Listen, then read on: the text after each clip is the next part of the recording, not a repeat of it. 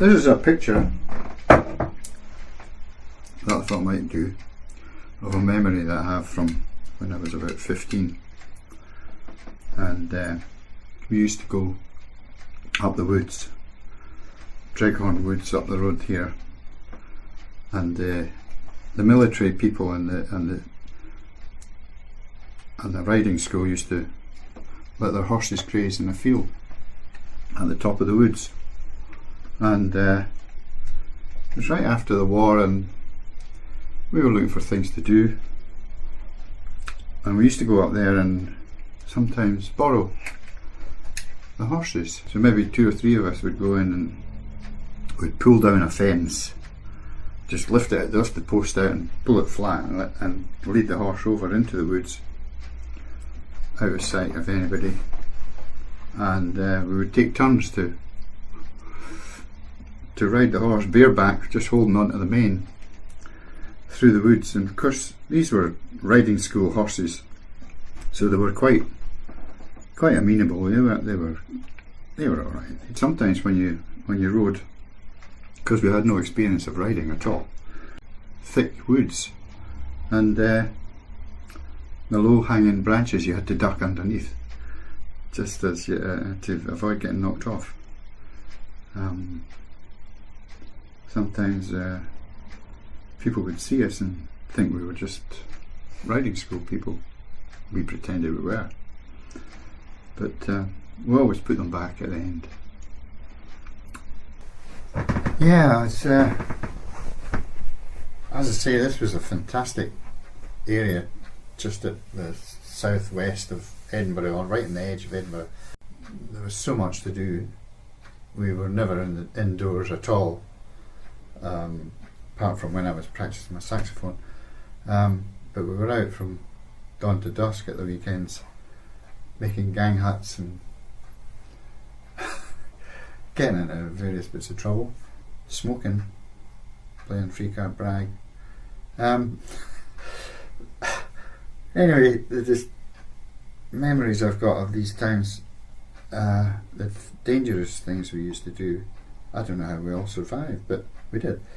And we used to go up the foothills of the Pentlands, where the firing ranges were. The barracks are nearby, and Redford Barracks and Dreghorn Barracks, and they used to use, there were training areas there that the soldiers would train. There were high walls to climb and ropes to swing on, and there were ropes across the river. We used to have to go hand over hand and jump across gaps, and there was barbed wire low down, and you used to have to crawl underneath it. And no doubt there was, when the soldiers were doing it, they were firing machine guns over their heads, I don't know. Although they used to fly a red flag just to tell you that they were about to shoot, but very often we just ignored the red flag, because for hours on end they had the red flag up and nothing was happening, so we came to disregard it a bit. And one day we thought we'd get some lead, because underneath the firing ranges the huge big targets would go up and down on pulleys. The pulleys were automatic, and they used to go up and down, and they would shoot for a while. And anyway, it was all quiet in the Western Front that day, and nothing was happening, so we went up and we thought we'd collect some of the lead bullets that fell down after they bounced off the targets. So the place was full of expended bullets.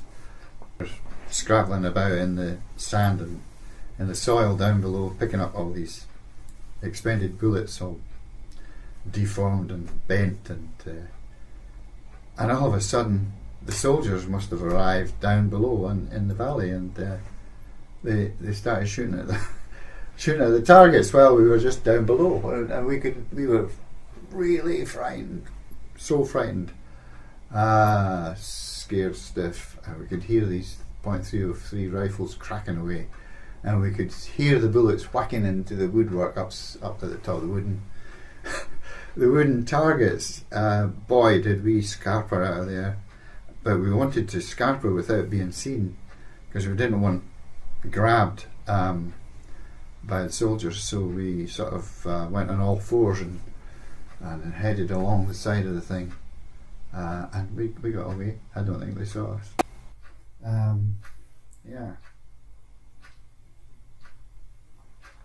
So yeah, up in the where the soldiers used to practice their guns and various other things, toys they had. One of the toys that they had was the mortars.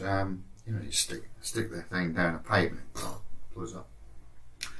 Anyway, they used to use this big area of ground which was sort of fenced off as the mortar range, and but when we went up the hills, they weren't there this day, so we thought we were going to have a look at the mortar range, as you would, and we jump over the fence, and you could see the areas, the sort of great holes in the ground where the mortars had exploded. But then, of course, some of them hadn't exploded. Just maybe landed the wrong way round or something, or maybe they were faulty, or who knows. But soldiers being soldiers, they hadn't counted how many had gone off and how many hadn't gone off, and so you could find unexploded mortars lying in the grass and sort of sticking out the mud, and so we used to search around for these unexploded mortars, and it's just so crazy what we did. We used to pick them up and throw them at each other, just chuck them at each other. Yeah. So if one of these had gone off, I think I wouldn't be here today to tell the tale. But again, we were lucky and they never did. I could do that all again.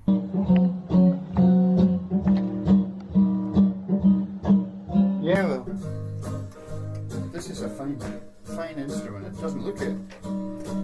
It looks like something you might find in a scrapyard, but in fact, this is a fantastic instrument. It's Selmer Mark 5. Now, the Mark 6 is what they all go for, but this is the one before that. It wasn't called the Mark 5. It was called the Super Balanced Action, and people like John Coltrane played it.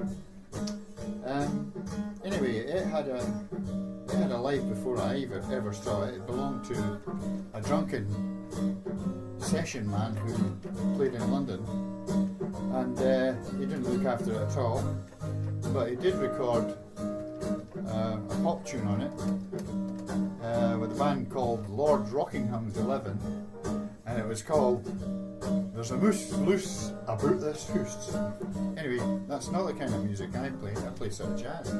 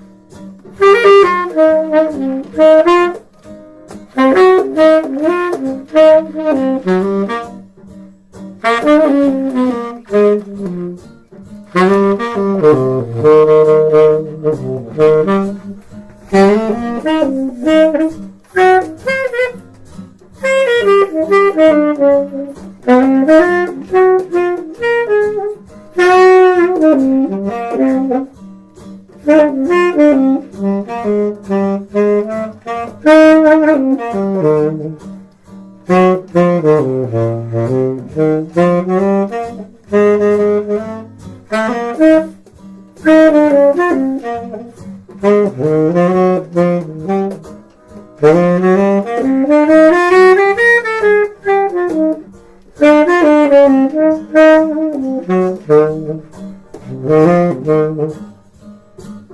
thing goes on forever. That'll do.